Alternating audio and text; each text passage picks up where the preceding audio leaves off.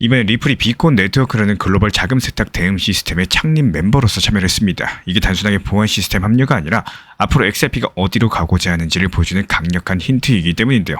비콘 네트워크 같은 경우는 이름부터 뭔가 신호등 같은 느낌이 나죠. 실제로도 그런 역할입니다. 지갑 간의 이동들, 블록체인 간의 전송들을 실시간으로 추적하면서 해커라거나 사기랑 연루된 주소들이 거래소로 들어오는 순간 곧바로 경고를 보내는 시스템인데요. 쉽게 말씀드려서 블록체인 세상에 24시간 깜빡이는 해킹 경보등 같은 것들을 설치한 겁니다. 그런데 여기서 중요한 질문이 하나 생깁니다. 왜 하필 지금 리플이 창립 멤버로 들어갔을까요? 이게 단순하게 착한 이미지 만들기가 아니다라는 거고, 저는 이걸 보면서 이제부터 리플이 이제 진짜 제도권 금융 인프라로 가려고 하는구나, 이런 생각이 강력하게 들었습니다. 먼저 배경을 짚어볼게요. 올해 2월이었죠. 북한 연계 해커 조직 라자루스 그룹이 15억 달러 규모의 암호화폐를 바이빗 거래소에서 빼돌려가지고 세탁했습니다. 이 사건이 업계를 뒤흔들었고 전 세계 규제 당국까지도 긴장시켰는데요. 그 뒤로 암호화폐 시장 전반에 이제는 실시간 추적 시스템 없이는 버틸 수가 없다, 이런 공감대가 퍼진 거고, 그래서 나온 게 바로 비콘 네트워크입니다. 기존에는 블록체인 분석가들이 사건이 터진 뒤에 역추적하는 방식이었죠. 하지만 이제는 사건이 일어나기 전에 미리미리 불법 자금이 흘러들이기 전에 차단을 하겠다는 겁니다. 그리고 그 첫 단추를 리플이 직접 끼웠고요. 그리고 여기서 또 흥미로운 포인트가 하나 있습니다. 창립 멤버를 보니까 리플, OKX, 크립토닷컴, 앵커리지 디지털 같은 기관들이 들어왔었고요. 파트너로는 바이낸스, 코인베이스, 크라켄 같은 이런 글로벌 대형 거래소들도 함께했죠. 근데 정작 스테이블코인 발행사인 테더랑 서클은 빠져 있습니다. 저는 이 부분이 굉장히 의미심장하다고 생각을 하는데, 달러 스테이블코인이 규제 불확실성 속에서 한 발 비켜선 자리에 리플이 과감하게 들어와 버린 거고, 이런 것들이 규제 친화적인 자산으로서 포지셔닝을 가져가고자 하는 움직임이라고밖에 볼 수가 없겠죠. 많은 분들께서 아마 이 뉴스를 보시고 그냥 리플이 보안 네트워크에 들어갔구나, 이 정도로만 보실 텐데, 하지만 본질은 다릅니다. 이거는 XRP가 불법 자금과 선을 그으면서 앞으로 은행이나 기관들이 안심하고 사용할 수 있는 신뢰 자산으로 자리매김하고자 하는 과정인 거고, 저는 개인적으로 이걸 보고 확신이 더 강력해졌습니다. 리플이 이제는 송금 코인을 넘어서 진짜 금융 시스템의 백엔드로 들어가려고 한다라는 거죠. XRP ETF 승인, 은행인가, RLUSD 같은 스테이블 코인 연계, 이런 과정에서 제일 중요한 게 뭘까요? 바로 신뢰도입니다. 그리고 이번 비콘 참여가 그 신뢰를 쌓는 중요한 퍼즐 조각이라는 거고, 여기서 제가 드리고 싶은 말씀은 이겁니다. 이 뉴스 하나로서 가격이 폭등하진 않을 거예요. 당장 차트가 요동치지 않을 수도 있습니다. 하지만 구조적으로는 굉장히 중요한 흐름이에요. 우리가 지금 보고 있는 거는 그냥 이벤트가 아니라 XRP의 정체성이 점점 바뀌어가는 과정입니다. 결국에 우리 구독자분들께 필요한 건 시야일 거예요. 단기 차트에 흔들리면서 하루하루 오르내림에 집중하는 게 아니라 XRP가 지금 어떤 길을 가고 있는지, 이런 것들을 읽을 줄 아는 눈이 필요한 겁니다. 그리고 이 차이를 이해한 투자자분들, 그리고 그냥 단순하게 뉴스 헤드라인만 보고 흘려보내는 투자자분들, 이 사이의 격차는 앞으로도 훨씬 더 커질 수밖에 없는 거고, 실질적인 수익, 내 계좌 수익까지도 연결이 된다는 거예요. 저는 이번 뉴스를 보고 솔직히 놀라긴 했습니다. 그리고 동시에 XRP의 미래가 이제 점점 더 뚜렷하게 보인다라는 생각을 했어요. 이거는 절대 무시할 수 없는 시도인 거고, 실제로 요즘에 투자 얘기만 나오면 이런 얘기 많이 들어보셨을 겁니다. 누가 코인으로 수십억 벌었다더라, 또 부동산으로 몇십억 자산가가 됐다더라. 언뜻 들으면 정말 대단해 보이죠. 근데 정작 우리에게 더 중요한 건요, 이런 화려한 얘기들이 아닐 겁니다. 우리는 당장 우리 자산을 어떻게 첫 번째 1억을 모으느냐, 바로 이게 가장 중요한데요. 저는 이 얘기를 들을 때마다 스스로에게 질문을 던집니다. 왜 하필 1억인 건지, 왜 첫 번째 1억이 그렇게 중요한 건지. 처음에는 솔직히 이해가 잘 안 됐어요. 그냥 남들 하는 말 같았습니다. 그런데 직접 경험을 해보고 또 데이터를 들여다보니까 이거는 무시하고 넘어갈 수가 없는 진짜 본질이구나 싶었습니다. 자, 그럼 한번 생각을 해보시죠. 왜 첫 번째 1억을 만들기가 그렇게 힘들까요? 그 이유는 크게 두 가지입니다. 첫 번째는 수익 창출 능력. 우리가 사회 초년생일 때는 아무리 열심히 일해도 돈을 많이 벌 수가 없었죠. 경력도 없고, 회사는 경력직을 선호하고, 결국에 낮은 급여로서 시작할 수밖에 없습니다. 그러니까 버는 돈 자체가 제한적이라는 거고, 두 번째는 복리 효과 자체가 체감되지가 않는다는 점입니다. 1,000만 원으로 아무리 굴려도 눈덩이가 잘 안 굴러가죠. 5년 동안 연 7%씩 불려봐야 1,400만 원이에요. 겨우 400만 원 늘어난 겁니다. 허무할 수밖에 없습니다. 그런데 1억으로 시작하시면 같은 7%만 나와도 5년 뒤에 1억 4천만 원이 됩니다. 똑같은 수익률인데 그 체감은 완벽하게 다를 수밖에 없겠죠. 이거를 저는 눈덩이에 비유하고 싶습니다. 작은 눈덩이를 밀 때는 아무리 굴려도 티가 안 나죠. 근데 일정 크기를 넘기면은 언덕을 내려가면서 눈이 알아서 붙습니다. 그때부터는 미친 듯이 커진다라는 거고, 바로 그 임계점이 1억이라는 거예요. 여기서 저는 리플, 그러니까 XRP 얘기를 꼭 드리고 싶어요. 왜냐면 이 구조가 놀라울 정도로 비슷하기 때문인데요. XRP도 마찬가지입니다. 소액으로 들고 있으면 하루에 오르락 내리락 해봤자 몇만 원 차이입니다. 체감 자체가 안 된다는 거고, 그런데 여기서 물량이 커지고 시장이 구조적으로 바뀌기 시작한다? 같은 10%라도 계좌에 지키는 숫자가 완벽하게 달라지겠죠. 지금 XRP가 바로 그런 국면에 있습니다. SEC 소송이 정리가 됐고요. ETF 편입 얘기가 나오죠. RLUSD라는 스테이블 코인도 연결이 되고 있습니다. 저는 이걸 보면서 솔직히 놀랄 수밖에 없었는데 그냥 가격 차트가 아니라 눈덩이가 본격적으로 굴러가기 시작하는 장면을 보는 느낌이었고, 많은 분들께서 이렇게 말씀하시죠. 1억을 모아봤자 그 다음도 힘든 거 아니냐, XRP 10,000원 가는 거 언제냐. 저는 단호하게 말씀드립니다. 그거는 명백하게 잘못된 시각인 거고, 첫 번째 1억 이후부터는 속도가 완전히 달라질 겁니다. 그리고 XRP도 마찬가지예요. 본질은 단기 가격이 아니라 국제 결제 인프라로 편입되는 구조적인 전환이라는 겁니다. 이제부터 중요한 거는 이 시간을 어떻게 단축하느냐겠죠. 월급만 바라봐선 답이 안 나옵니다. 반드시 추가 수입 파이프라인을 만드셔야 되는 거고, 스마트 스토어, 쿠팡, 유튜브, 인스타그램 이런 무기들을 MZ세대가 기성세대보다 훨씬 더 잘 다루시니까 이게 바로 시간 단축기라는 거예요. 그리고 또 하나, 사업자 등록증을 빨리 만드세요. 그래야지 돈 굴리는 구조가 바뀌게 될 겁니다. 세금 공제부터 시작해서 활용할 수 있는 카드들이 많아지겠죠. 회사에서 알까봐 걱정하시는 분들도 많이 계시는데요. 솔직히 말씀드리면 쓸데없는 걱정입니다. 회사에 들킬 정도로 커졌다면 이미 퇴사 고민할 만큼 성공하신 거고, 그리고 빚이 있다면 반드시 이자율 높은 것부터 정리하세요. 특히나 마이너스 통장, 이거는 눈덩이가 아니라 불덩이입니다. 그대로 두면 불덩이가 굴러간다는 거고, 그렇다면 정리해보겠습니다. 첫 번째로 무조건 처음 1억에 집중을 하세요. 그리고 두 번째로 추가 수입 파이프라인을 구축하시면서, 세 번째로 사업자 등록증으로 돈 굴리는 구조를 바꾸시고, 네 번째로 이자율 높은 빚은 반드시 먼저 끊으시기 바랍니다. 이 네 가지만 지키셔도 자산 곡선의 기울기는 어느 순간 확 바뀌게 될 겁니다. 그리고 리플, XRP 같은 구조적인 자산을 들고 있으시다면은 그런 곡선들은 더더욱 가팔레질 수밖에 없습니다.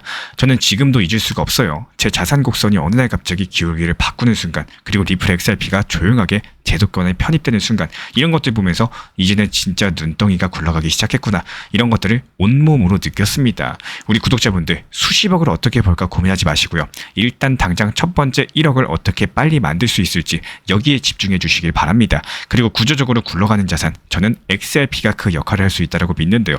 앞으로의 세상은요, 자본을 얼마나 빨리 굴려가지고 시작을 하느냐, 여기에 따라 가지고 삶의 궤적 자체가 달라질 겁니다.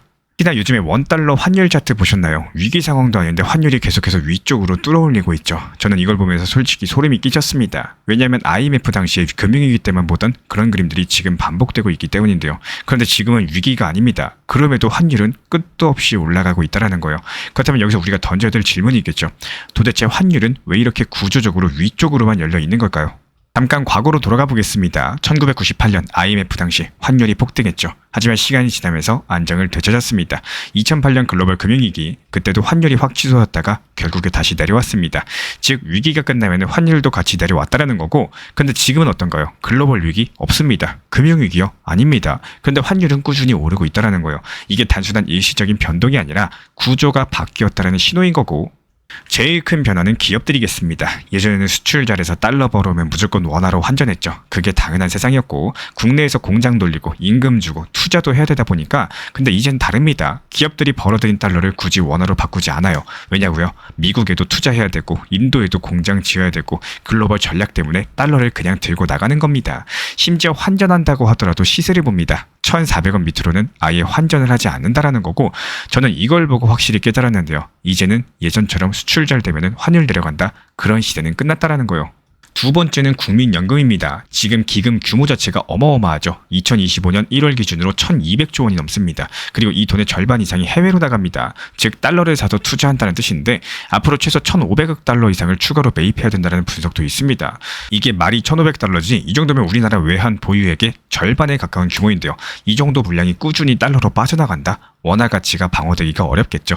국민연금이 달러를 계속 사들이는 한 환율은 위로 향할 수밖에 없을 겁니다. 그리고 세 번째는 돈풀기인데요. 지난 2년 반 동안 한국이 찍어낸 돈 M2 기준으로 무려 14% 증가했습니다. 미국은 같은 기간에 1%도 증가하지 않았습니다. 우리는 미국보다 15배 더 넘게 풀었습니다.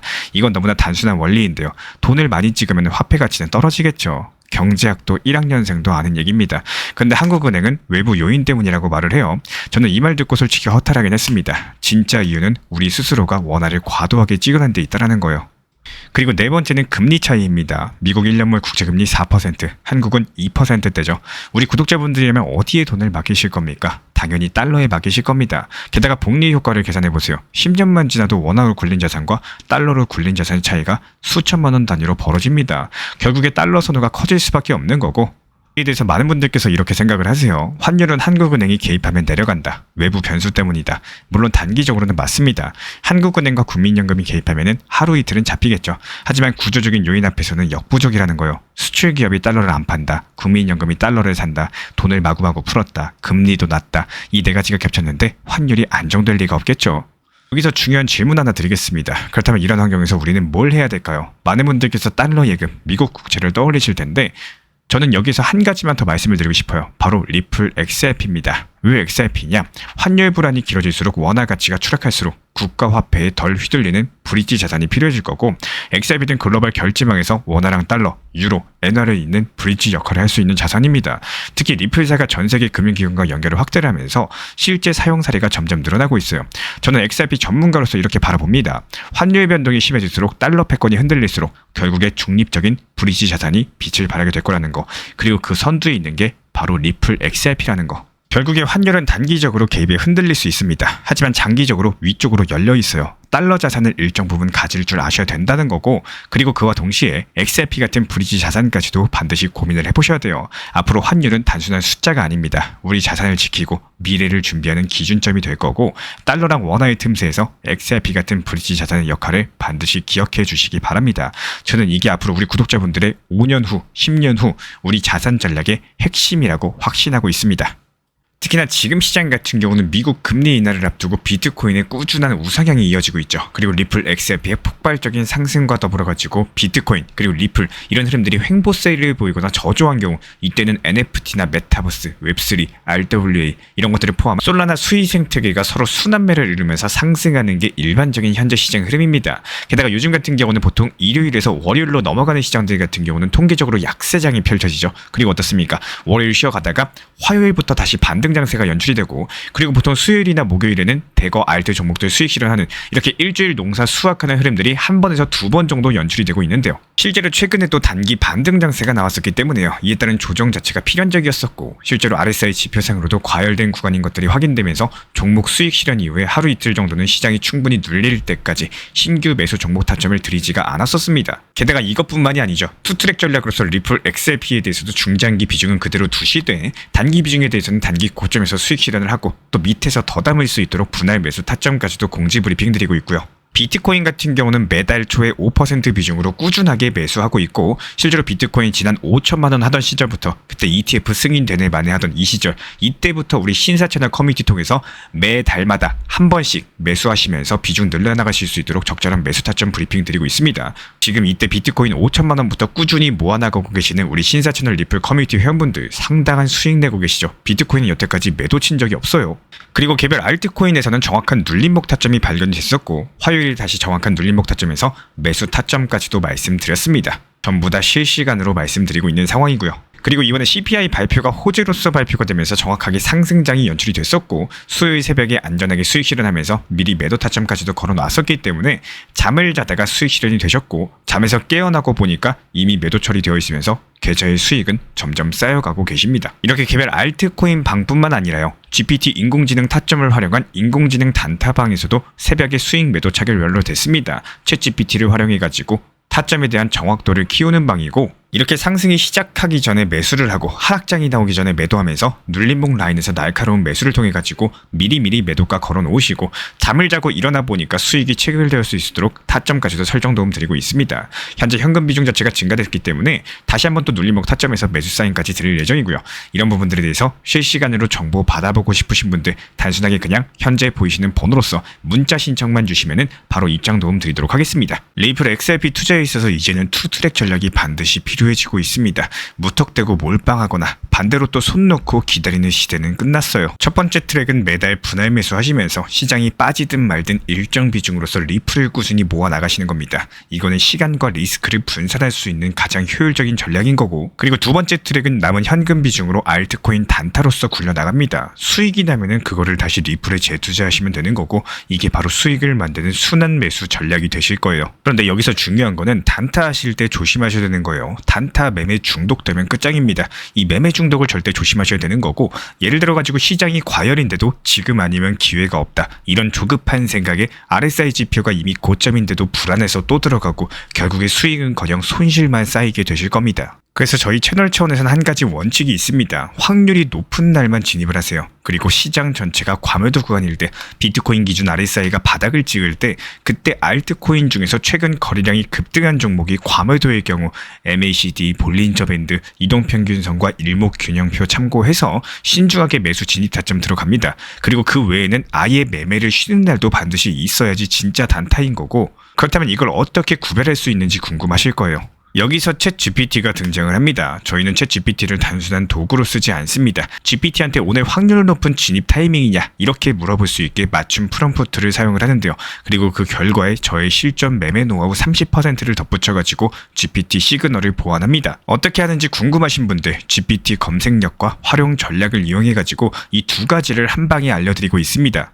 현재 보이시는 번호로서 리플 단타라고 문자 남겨주세요. 지금 이 영상 보신 분들에게만 오픈합니다. 그냥 GPT 쓰는 법이 아니라 투자로 연결되는 GPT 사용법 지금 바로 알려드리도록 하겠습니다. 제가 안내해드리고 있는 코인 신사 채널 멤버십 전용방에 대해서 짧게 설명드려 보도록 하겠습니다. 리플, 암호화폐 시장에 대한 중요한 이슈, 그리고 브리핑이나 시장의 흐름에 대한 전문적인 분석 내용 설명과 함께 차트상의 기술적 분석, 온체인 지표와 투자 심리에 대한 내용들을 같이 안내 도움 드리고 있고, 가장 중요한 투자 심리를 컨트롤하기 위해서 포트폴리오의 구성에 대한 노하우, 투자 심리 컨트롤에 대한 내용도 같이 안내 드리고 있습니다. 코인 신사 스터디 멤버십 가입하신 분들께서는 아래 번호 혹은 신청 링크 통해서 남겨주시면 제가 연락드리고 있고, 안내 설명과 함께 신사 채널 리플 전용 멤버십 방에도 입장 안내 설명드리고 있습니다.